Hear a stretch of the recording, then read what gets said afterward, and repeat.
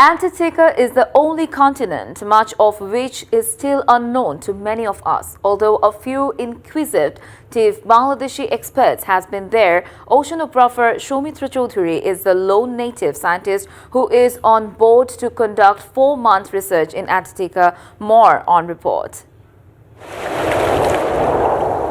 Life in this rarely explored region is very much challenging, as most of the time it remains under the veil of a snowstorm, where average temperature is much below 89 degrees Celsius, with coastal region can reach temperature over 10 degrees Celsius in summer.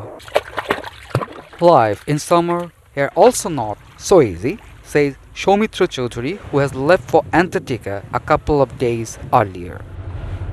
The scientist is making 4-month expedition under the care of India's National Center for Polar and Ocean Research. He will conduct research work at India's Maitri and Bharati stations. When asked about his intended research area, he said, like investigating ways to sustainable practices of the environment, particularly in marine system to mitigate environmental degradation, exploring the impact of climate change on marine biodiversity, ecosystem, and in a broader sense, you can say that it's environment. Scientists have cautioned decades ago about the possible catastrophic global climate change. Being one of the worst victims of it, Bangladesh is now setting foot on Antarctica with a view to utilize the experience to cope with the coming adverse climate changes, the scientists explained, saying, Studying the region helps and reveal the complex dynamics of climate change, including impacts on sea level rise. You can say that weather patterns that can affect Bangladesh. It will be very much devastating for our country if sea level rise and ice melts. We should study their adaptability in extreme conditions, which can inform strategies of conserving biodiversity worldwide.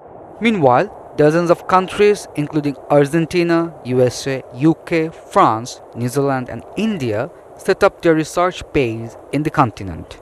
However, Bangladesh now on is not exception to it, as Soumitra making the breakthrough.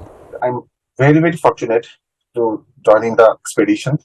But the past 8 months, it was full of challenges. I want to say thanks and I want to show my gratitude to my Secretary Sir, Minister of Science and Technology, my Director General Sir, and Indian High Commission in Dhaka, and South African High Commission in Bangladesh. Well, thank you, Mr. Soumitra Choudhury. Thank you very much for the Muqtadir Anik, yeah, DBC News. journey with me.